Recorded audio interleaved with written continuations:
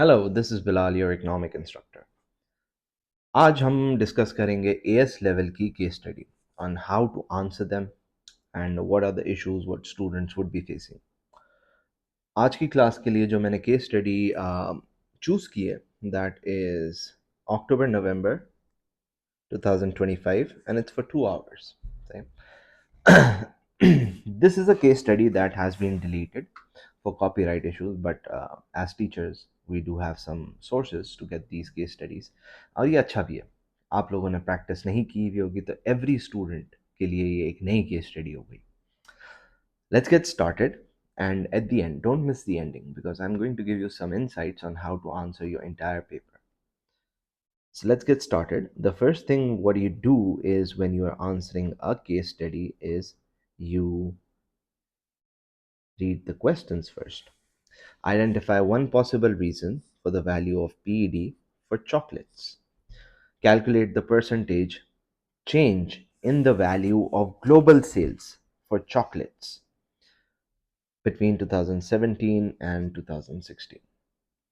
With the help of a diagram, demand and supply ka, demonstrate why coca beans have continued to fall in 2023. Consider whether buffer stock system would be controlled by the government of Ivory Coast would be likely to prevent fluctuations in the price of coca beans. Assess the extent to which the use of minimum pricing policy is the best way to ensure coca farmers get paid a living wage. Assess the advantages and disadvantages of Ivory Coast continuing to specialize in the production and export of coca beans. So, let's get started with the case study. Once you read these questions, आपके लिए बहुत ज़्यादा आसान हो जाता है.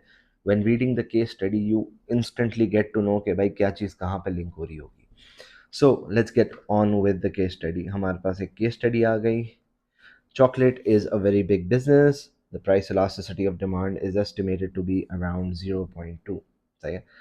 The table 1 shows the global sales of chocolate are predicted to keep growing in real terms up to 2026. So why are so many growers coca bean, the raw ingredients of chocolate, earning far less than living wage? तो इसका मतलब ये है कि भाई prices तो बढ़ने वाली हैं, लेकिन जो कोका बीन के फार्मर्स हैं they are not earning a good wage, they are earning less than a living wage. तो ऐसा क्यों है? Let's look at the case study for answers. अगर हम डेटा देखें तो हमारे पास 2017 में 0.85 यूएस ट्रिलियन डॉलर की सेल्स थी. 2026 में 1.35 ट्रिलियन की सेल्स तो बढ़ी है. और ये मैंने इसलिए भी आइडेंटिफाई किया क्योंकि एक क्वेश्चन में इन वैल्यूज़ के बारे में जिक्र भी है कि आपने 2017 से 2026 तक की वैल्यूज़ को कैलकुलेट भी करना है कितना चेंज हुआ.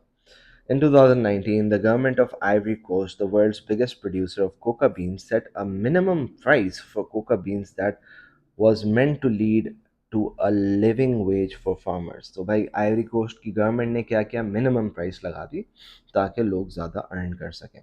Unfortunately, the current prices have left many farmers even worse off than before. ओह, तो हुआ क्या भाई, ये लगाने के बाद farmers की मट्टी पलीत हो गई. They're not earning as good as they were earning before. The guaranteed minimum price is not being respected by the world's chocolate manufacturer, major chocolate manufacturers. तो भाई ये minimum price is not being respected. हाँ, अगर मुल्क के अंदर होता तो हम डंडा करवा लेते, वही प्राइस हम पे करवा लेते, लेकिन because we are exporting, so other countries are not playing by the book. They're not giving us the minimum price. In fact, they're paying us less. More land is still being cleared for coca production at the expense of once abundant rainforests, a process that is clearly unsustainable. This has meant that coca bean supply has increased rapidly, growing at 11.6% in 2023, causing a downward pressure on the price. तो इससे भी related हमारे पास एक question मौजूद है. Why is the minimum price not being enforced? The government of Ivory Coast blames the power of major buyers of coca bean, and the chocolate industry blames the government for their failure to control supply effectively. For example, there is a lack of buffer stock scheme, which may be a method of preventing the falls in price.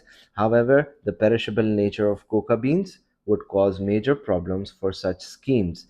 In addition, the government of Ivory Coast is continuing to grant licenses for farmers to cultivate, further reduce area of rainforest, and adding to the problem of oversupply of coca beans. तो भाई पूरी कहानी में क्या समझ में आया? पूरी कहानी में ये समझ में आया कि भाई मिनिमम प्राइस आपने लगाई हुई है, मिनिमम प्राइस को इफेक्टिव बनाने के लिए जो सरप्लस है उसको गवर्नमेंट को बाय करना पड़ेगा लेकिन वो गवर्नमेंट बाय नहीं कर रही है, तो मार्केट में सरप्लस मौजूद है, as a result prices fall हो रही है। सिमिलरली बफर स्टॉक भी अगर हम बना लें कोका बीन्स का, तो coca beans are in perishable item, तो वो ख़राब भी हो जाते हैं। इसके अलावा एक तो सरप्लस है और गवर्नमेंट लाइसेंसेस दिए जा रही है, बोलिए बेटा जात जी ले अपनी ज़िंदगी, जिसकी वजह से एक तो वैसे ही सरप्लस है, फिर वापसी आपके पास प्रोडक्शन बढ़ रही है, तो और सप्लाई बढ़ रही है, एज अ रिजल्ट पूरी स्कीम इनफेक्टिव हो गई। ऐसा लग रहा है कोई थकी हुई गवर्नमेंट है इनकी। आप लोग को पता है ना और कौन सी थकी हुई गवर्नमेंट है? So, what is the answer? Should more effort be put into enforcing minimum price or even restricting supply? Both risk conflict with major buyers. Should the government attempt to support coca bean farmers in other ways, such as making transfer payments to increase their incomes? Perhaps the long term solution is to reduce countries' dependency on coca bean exports and diversify into other products that can offer more and better job opportunities. And this is our case study. So, अगर देखा जाए तो तकरीबन 7 minute होने वाले हैं, मैंने questions भी पढ़ लिए हैं और मैंने केस स्टडी भी पढ़ ली है। Now I need to go and plan how I am going to write the answers. तो पूरे आंसर्स तो मैं नहीं लिखूंगा, मैं आपको बताऊंगा कि आप किस तरीके से आंसर्स लिखेंगे।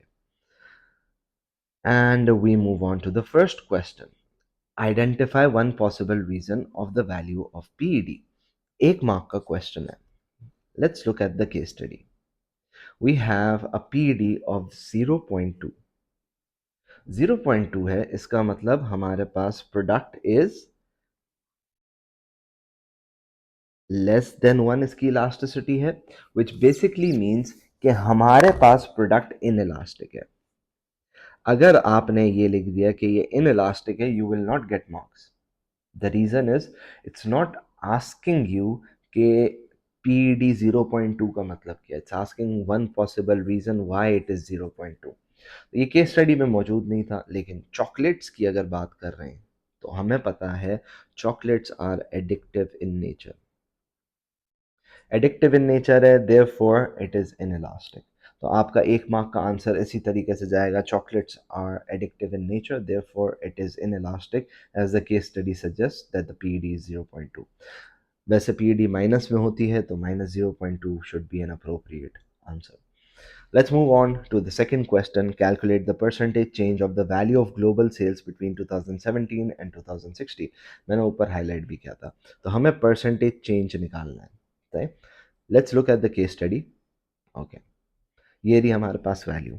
अब परसेंटेज चेंज निकालने के लिए बहुत ज़्यादा बार आता है, whether it's PD, whether it's a case study, बहुत ज़्यादा आता है। तो आप सिंपल रूल याद रख लें, new value minus old value upon old value multiply by 100। तो हमारे पास based on the data the 2017 and 2016 26, तो हमारे पास न्यू वैल्यू 2026 की होगी, which is 1.35 minus 0.85 upon 0.85 multiply by 100. So take out your calculators, solve। मैं भी सॉल्व कर रहा हूँ। लेट्स लुक एट मेरे पास क्या आंसर आता है, and where is my calculator. 1.35 minus 0.85 divided by 0.85 multiply by 100, तो मेरे पास आ रहा है भाई 5.8 58.82, मैंने लिख दिया 58.8, सही। And because the question was asking a percentage change, तो भाई मैं पूरी वर्किंग करके मैं ये लिखूंगा 58.8%। भाई ये मेरे लिए इंपॉर्टेंट है कि भाई मैं परसेंट भी तो लिखूं, परसेंटेज जब पूछी हुई है तो। One important mistake what a student would do is they would eliminate the percentage sign. Although the marking scheme suggests कि अगर किसी ने percentage की साइन नहीं लिखी हुई तो भी उसके मार्क्स पूरे मिल जाएंगे, क्योंकि एक मार्क्स है, इस गलती पे मार्क्स नहीं कटते। अगर 2 मार्क का क्वेश्चन होता तो ये परसेंटेज साइन ना लगाने की वजह से आपका 1 मार्क कट जाता। और आपको पता है वैसे भी 23-24 पे तो ए बन रहा है, तो एक एक मार्क्स जो आप सही अटेम्प्ट कर सकते हो, उठा सकते हो, लेकिन आप लूज कर रहे हो just because of an immaterial mistake, उस मिस्टेक को सही करो ना भाई। आ जाए बी पे हमारे पास, with the help of a diagram, with the help of a demand and supply diagram, demonstrate why the prices continued to fall in 2023. अब देखें हमारे पास 2 मार्क का क्वेश्चन है, तो we need to make a graph, but we don't need to elaborate it in a manner के आधा page हम भर दें। 2 मार्क का क्वेश्चन है भाई, ग्राफ के भी मार्क्स होते हैं। तो let's look at the case study, और मैंने आपको बताया था कि हमारे पास यहाँ पे आंसर छुपा हुआ है। तो हमें क्या पता चला कि भाई रेन फॉरेस्ट थे, हम लोग जंगलियों की तरह रेन फॉरेस्ट को काटे जा रहे हैं, काटे जा रहे हैं, काटे जा रहे हैं, वहाँ पे कोका की प्रोडक्शन बढ़ाए जा रहे हैं। तो कोका की सप्लाई क्या हो रही है भाई, बढ़ रही है। So let's make a diagram and let's look at the issues what students would face. मैंने डिमांड एंड सप्लाई का डायग्राम बना लिया, सही है। अब सबसे बड़ा इशू बच्चे को होती है जल्दी, पता नहीं पेपर खत्म करके उसको कहाँ जाना है। आप सुकून से रुकिए और हर चीज को लेबल करें, डॉलर या प्राइस, नीचे आपने लिखी क्वांटिटी, ये हो गया डिमांड, ये हो गया सप्लाई, इक्विलिब्रियम लेबल करो, क्वांटिटी एंड देन प्राइस। दुल्हन की तरह सजाओ अपने ग्राफ को, दुल्हन की तरह, आपको कोई जल्दी नहीं है भाई। फिर आप क्या करेंगे, आप सप्लाई को इंक्रीज कर देंगे। तो मैंने सप्लाई को इंक्रीज कर दिया, पैरेलल बनानी है पैरेलल बना दो, थोड़ी टेढ़ी हो गई कोई इशू नहीं है, ये हो गया E1 and then this becomes Q1 and then this becomes P1 and do not forget भुट्टो। एरोज बनाना नहीं भूलेंगे, इंतखाबी निशान पीपल्स पार्टी का एरोज, तो आप एरोज बना लें जहां जहां आपको सूटेबल लग रहा है, लेकिन मेरी नज़र में एक एरो और ये 2 एरो मोर देन सफिशिएंट है। देन आप क्या बताएंगे, आप बताएंगे कि भाई ऐसा हुआ क्यों। तो आप छोटा सा एक्सप्लेनेशन दे देंगे, आप बोलेंगे भाई रेन फॉरेस्ट थे, पागल हो गए थे, काट दिए, और सप्लाई ऑफ कोका बीन्स हमने उस लैंड पे बढ़ा दी, तो सप्लाई बढ़ गई, इस वजह से प्राइसेस कम हो गई। That is sufficient to earn you 2 marks. Let's move on to the next one and we have C. Now this my friends is a very technical concept, and yeah, let's look into this question. So I'm just going to copy the question on a separate page. Okay.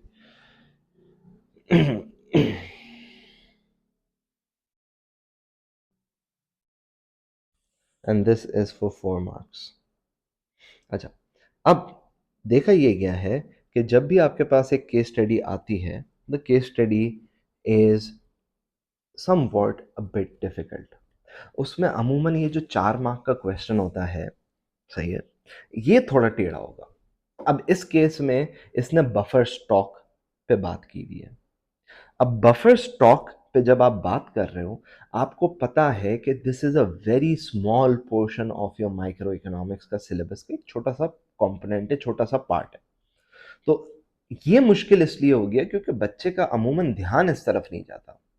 As a result वो ignore कर देता है इसको, या सही से revise नहीं करता, और ये 4 के 4 मार्क्स आप लूज कर जाते हो। तो केस स्टडीज में ये जो 4 मार्क का क्वेश्चन होता है, अमूमन या तो बहुत टेक्निकल होगा, या तो वो ऐसे टॉपिक से पूछा जाएगा जो बच्चा रिलेटिवली हल्का लेता है। ना आपने तैयारी की भी, आपके लिए कंपैरेटिवली आसान होगा, लेकिन जनरल ऑडियंस के लिए कंपैरेटिवली मुश्किल होता है। मुझे याद पड़ता है 2022 का पेपर था, वो भी रिमूव हो गया था बिकॉज ऑफ कॉपीराइट। उसमें पब्लिक गुड्स के बारे में क्वेश्चन था। गवर्नमेंट लंच बॉक्सेस प्रोवाइड कर रही थी, अब उस लंच बॉक्सेस को फ्री में 1 लाख स्टूडेंट्स को दिया जा रहा था। क्वेश्चन 4 मार्क्स के लिए था कि ये पब्लिक गुड है या प्राइवेट गुड है। और पेपर के फौरन बाद जो सबसे बड़ा फड्डा ऑनलाइन चल पड़ा था वो ये था कि कुछ लोग बोल लेते ये पब्लिक गुड है, कुछ लोग बोल लेते ये प्राइवेट गुड है। अब इतना पब्लिक प्राइवेट पढ़ने के बावजूद भी बच्चा कंफ्यूज्ड है, तो वो टेढ़ा टेक्निकल कोई इस तरीके का क्वेश्चन पूछ लेता है जिसमें आपके मार्क्स कटने के चांसेस होते हैं। और इस सिचुएशन में बच्चा बिल्कुल डाउन हो जाता है, नर्वस, खत्म, फ्लैट। अगर आप नर्वस हो गए, you screw up the entire paper जो आपका बाकी है, ठीक? तो बेहतर है कि अगर मुश्किल लग रहा है आप उसको इग्नोर करें, आगे बढ़ जाए। बहरहाल ये एक मुश्किल क्वेश्चन है, ठीक? अब वो आपसे पूछ रहा है, consider whether a buffer stock system controlled by the government would be likely to prevent fluctuation in the price. सबसे पहले आपने डेफिनेशन दे दी बफर स्टॉक की। बफर स्टॉक की डेफिनेशन दे दी, it is a form of government intervention using inventories to stabilise prices. फिर आप बताएंगे बफर स्टॉक किस तरीके से ऑपरेट करेगा टू कंट्रोल द प्राइसेस। सो आप यहाँ पे वैसे तो मैक्सिमम मिनिमम प्राइसेस को भी यूज कर सकते हैं, शॉर्टेज और सरप्लसेस से भी आप बता सकते हैं। Let's say there is a minimum price. अब मिनिमम प्राइस में आपको पता है कि भाई there will be a surplus. तो जब मिनिमम प्राइस है और सरप्लस है, माल नहीं बिक रहा, तो गवर्नमेंट इस सिचुएशन में क्या कर लेगी, बाय कर लेगी। बाय कर लेगी ताकि किसानों को, फार्मर्स को नुकसान ना हो। सही है ना? मिनिमम प्राइस में आप ग्राफ बना ले, मैं आपको बना भी देता हूं, डिमांड सप्लाई, और ये हमारे पास हो गई मिनिमम प्राइस। तो देखिए हमारे पास डिमांड एक्स पे है, सप्लाई वाई पे है। डिमांड कम है, सप्लाई ज्यादा है, तो गवर्नमेंट इस सिचुएशन में बाय कर लेगी, बाय करके इसको स्टोर कर देगी। सही है? ताकि the pressure on a falling price is avoided. क्योंकि माल जब बिक नहीं रहा तो प्रोड्यूसर बोलेंगे भाई घर पर रोटी आएगी कैसे जब तक कोका बीन्स बिकेंगे नहीं, तो वो प्राइसेस कम करने की कोशिश करेंगे इलीगली सेल करके। तो गवर्नमेंट बोलती है ना मेरा बच्चा, तेरे को टेंशन लेने की जरूरत नहीं है, तेरा मैं खरीद लेती हूँ कोका बीन, जितना भी तेरा नहीं बिक रहा, और मैं स्टोर कर देती हूँ। जब आपके पास मैक्सिमम प्राइस होगी, अब मैक्सिमम प्राइस में प्राइस इक्विलिब्रियम के नीचे होती है, तो there will be a shortage. अब शॉर्टेज होगी मतलब डिमांड ज्यादा है लेकिन सप्लाई कम है, तो इस सिचुएशन में गवर्नमेंट ने जो बाय किया हुआ है उसको वो सेल कर देगी और फोर्स करेगी कि प्राइसेस बढ़े ना शॉर्टेज की वजह से। तो this is how the buffer inventory can be used to prevent price fluctuations. लेकिन केस स्टडी में बताया गया कि गवर्नमेंट निकम्मी है, वो काम नहीं कर पा रही। वो मिनिमम प्राइस और मिनिमम प्राइस लगा तो दिया है लेकिन वो बफर स्टॉक की स्कीम को ऑपरेट ही नहीं कर पा रही। तो यहां तक तो आपको है ना 3 मार्क्स मिल जाने चाहिए। फिर आपने केस स्टडी को भी रिलेट करना है। Coca bean is a perishable good.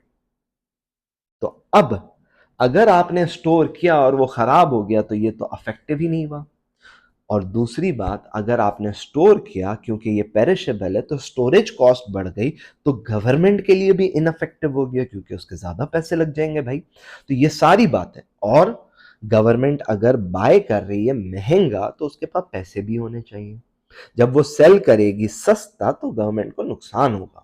तो ये गवर्नमेंट नुकसान बर्दाश्त करने की हालत में है या नहीं है, तो ये सारे रीजंस बताएंगे कि गवर्नमेंट क्या सक्सेसफुल होगी या नहीं होगी in order to control the buffer stock. अच्छा, जब मैं पढ़ाता हूं buffer stock, I do link it with maximum and minimum price, but I also link it with demand and supply. मिसाल के तौर पे अगर हार्वेस्टिंग सीजन है तो सप्लाई बढ़ गई, प्राइसेस कम हो गई, उस केस में गवर्नमेंट बफर स्टॉक बाय कर ले। और जब सीजन आता है, डिमांड बढ़ जाती है, तो गवर्नमेंट क्या करेगी, अपने स्टॉक में से सेल करना शुरू कर देगी। तो this is another way a buffer stock can be used. Maximum minimum prices के साथ भी it can be used. Having said that, let's move on to the next question. assess whether Assess the extent to which the use of a minimum price policy would be the best way to ensure coca bean farmers get paid a living wage. Now, this is another question. अब यहाँ पे देखिए minimum price का question है तो आप minimum price का graph बना दें। This is obviously a good strategy. तो let's start off with the definition. Minimum price is the price intervention by the government. It is imposed above the equilibrium. It's known as the price floor. सही है, क्योंकि इससे आप नीचे नहीं जा सकते हो, एंड यू कैन एक्सप्लेन के the people can not sell below the minimum price impose. The main objective of minimum price imposition is to protect farmers, low income people, ताकि वो अपने प्रोडक्ट को एक्सपेंसिव सेल करें और एक अच्छी earning ले सकें। And then you can make a graph. तो ये मैंने डिमांड बनाया और मैंने यहाँ पे सप्लाई बनाया और मैंने एक मिनिमम प्राइस बना दी। अब मिनिमम प्राइस पे I will always have to show कि भाई Q1 is my quantity demanded and Q2 is my quantity supplied. तो मार्केट में एक सरप्लस क्रिएट हो गया है। तो अब क्या ये एक बेस्ट स्ट्रैटेजी है? सबसे पहले आप बताएंगे बेस्ट होने के लिए it has to be imposed above the equilibrium. अगर ये इम्पोज हो गया है बिलो द इक्विलिब्रियम, देन आपके पास सिचुएशन कोई अच्छी नहीं होगी। सही है। दूसरी चीज जो आप बोल सकते हैं, फार्मर्स को ज्यादा प्राइसेस पे प्रोडक्ट्स मिलेंगे, सेल करेंगे वो, तो उनकी इनकम क्या हो जाएगी, बढ़ जाएगी, और यही हमारा ऑब्जेक्टिव है। सही है। एंड जो देश है दुनिया के, सही है, उनको भी पता चल जाएगा कि भाई मिनिमम प्राइस लगाई हुई है तो कोका बीन इसी प्राइस पे मिलेगा। तो एक तरीके से सस्टेनेबिलिटी हो गई, फ्लक्चुएशंस खत्म हो गई। तो आप ये सारी चीजें लिख सकते हैं। तो ये देखें, imposed above the equilibrium, it will protect the farmer's income and there will be a stability of the prices although it is high। लेकिन दुनिया को ये पता चल जाएगा कि भाई आइवरी कोस्ट से अगर लेना है तो यही प्राइस है, ये मिनिमम प्राइस इम्पोज की हुई है। लेकिन इसके कुछ नुकसानात भी हैं। पहला नुकसानात, सरप्लस। अगर मार्केट में सरप्लस क्रिएट हो गया तो फिर कहां जाओगे मेरे भाई? सही है। सरप्लस का मतलब है कि भाई माल ज्यादा है, डिमांड कम है, बिक ही नहीं रहा। तो आप यहां पे बोलेंगे कि गवर्नमेंट को क्या करना पड़ेगा, इंटरवीन करना पड़ेगा। अब उसके लिए गवर्नमेंट का पैसा भी खर्च होगा। एक और पॉइंट आप लिख सकते हैं कि अगर बैठे बैठे फार्मर्स को ज्यादा पैसा मिल रहा है तो वो इनकॉम्पिटेंट हो जाएंगे या डिपेंडेंट हो जाएंगे on a higher prices and they are not likely to improve themselves। आप ये भी बात लिख सकते हैं। फिर आप ये भी बोल सकते हैं कि हो सकता है कि अगर मिनिमम प्राइस बहुत ज़्यादा है तो दुनिया आपसे ले ही नहीं, दुनिया कहीं और से ले ले भाई। कोका बीन वाला एक ही कंट्री थोड़ी है, बहुत सारे कंट्रीज हैं। तो ये सारी चीज़ है। अब देखें, जब भी क्वेश्चन में ये आ जाता है ना, असेस द एक्सटेंट टू विच, तो यहाँ पे आपने है ना कंक्लूजन भी देना है। अब कंक्लूजन क्या है? क्या मिनिमम वेज वर्किंग फार्मर्स की wages, minimum price working farmers की वेजेस को प्रोटेक्ट करेगी? करती है। Usually it does protect it, but only if the surplus is dealt with correctly. अगर सरप्लस गवर्नमेंट खुद खरीद ले तो आपके फार्मर जो हैं वो अय्याशी करेंगे। लेकिन अगर गवर्नमेंट ये नहीं कर पाई तो ऑब्वियसली फिर ये पॉसिबल नहीं होगा। तो कंक्लूजन में आपने क्या देना है भाई? एक सिंपल वर्डिक्ट दे देना है और रीजन दे देनी है। अब मैंने वर्डिक्ट दिया कि हाँ भाई वो प्रोटेक्ट करता है ओनली इफ, मेरा रीजन था ओनली इफ, कि भाई ये जो सरप्लस है इसको आप सही तरीके से डील कर लो। And then we have the final question of assess the advantages and disadvantages of Ivory Coast continuing to specialize in the production and export of coca beans। तो अगर हम लेट्स से स्पेशलाइज करते हैं इन Coca beans तो हमारे पास क्या क्या advantages होंगे? सबसे पहला एडवांटेज हमारे पास होगा कि हमारे पास एक कंपैरेटिव एडवांटेज होगा, यानी हम स्पेशलाइज करेंगे और दुनिया को सस्ता सस्ता कोका बीन्स प्रोवाइड करेंगे। इसका इम्पैक्ट ये होगा कि जो चॉकलेट प्रोड्यूसर्स हैं उनकी कॉस्ट ऑफ प्रोडक्शन कम हो जाएगी, तो चॉकलेट की प्राइसेस कम हो जाएंगी, चॉकलेट की डिमांड बढ़ेगी। जब चॉकलेट की डिमांड बढ़ेगी तो कोका बीन्स की भी हमारी डिमांड बढ़ जाएगी। तो हम ये भी लिख सकते हैं। सही है? तो ये 2 पॉइंट्स हैं, ऑल्दो 6 मार्क्स में आप ज़्यादा भी लिख सकते हैं, लेकिन 2 points are more than enough. सही है? Let's move on to the other side and we can also mention a bit few things such as impact on employment and exports। हम exports पे बात कर सकते हैं क्योंकि export question पे हैं। हम बोल सकते हैं कि हमारे exports बढ़ जाएंगे तो as a result हमारे पास फॉरेन रेवेन्यू आएगा, हमारा करंट अकाउंट इंप्रूव हो जाएगा। तो ये सारे एडवांटेजेस हैं। Let's look at the disadvantages. आप बोलेंगे इंक्रीज डिपेंडेंसी, और ऊपर बताया भी गया केस स्टडी में कि भाई हम लोग है ना जंगली हो गए, हम लोग रेन फॉरेस्ट भी काट रहे हैं। तो इसका मतलब है कि हम ओवर डिपेंडेंट हैं, जिसकी वजह से दूसरे क्रॉप्स की प्रोडक्शन नहीं हो रही, एक पहला नुकसान होगा। दूसरा, अगर फसल खराब हो जाती है या कोई और कंट्री हमसे बेहतर कोका बीन प्रोड्यूस कर लेती है, तो हमारी पूरी इंडस्ट्री डूब जाएगी और हम ओवर रिलायंट हैं ऑन कोका बीन्स, तो that can be a issue in the future. सही है। इसके अलावा हम ये लिख सकते हैं कि it is a primary good, sorry,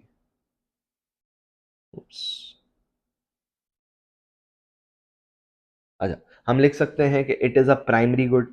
तो इसकी वैल्यू जो है, जो वैल्यू हमें मिल रही है वो कंपैरेटिवली कम मिल रही है, तो हमें ऐसी जगह पे जाना चाहिए जहाँ पे वैल्यू कंपैरेटिवली ज़्यादा हो। तो हम इस तरीके की भी बात कर सकते हैं। हम ये भी लिख सकते हैं, एक तो वैल्यू पे हम बात कर सकते हैं, हम दूसरी बात कर सकते हैं नेचुरल रिसोर्स है तो डिप्लीट हो जाएगा। डिप्लीट से मुराद क्या है, कोका बीन्स तो उगते हैं, तो भाई वो ज़मीन की ज़रखेज़ी अगर ख़त्म हो गई तो फिर क्या होगा भाई, आप फिर वहाँ पे कोका बीन्स नहीं उगा सकते। तो ये भी है। ओवरऑल क्या आपको कंटिन्यू करना चाहिए स्पेशलाइज करना? तो जवाब है बिल्कुल करना चाहिए। सही है, लेकिन एक हद तक। सही है, तो आप अपनी इकोनॉमी का एक पोर्शन कोका बीन्स पे लगाओ, लेकिन you should diversify into other areas as well. सही, and that's how you are going to answer the question. Always remember, जो आपके पास 6 मार्क के क्वेश्चंस होंगे वो यूजुअली कंक्लूजन पे होंगे। सही है। अब रूल क्या है, वेदर आ गया तो यहाँ पे आपने कंक्लूसिव बात करनी है, असेस द एक्सटेंट टू विच यहाँ पे भी आपने कंक्लूसिव बात करनी है, एडवांटेजेस डिसएडवांटेजेस डिस्कस करना है तो कंक्लूजन देना है।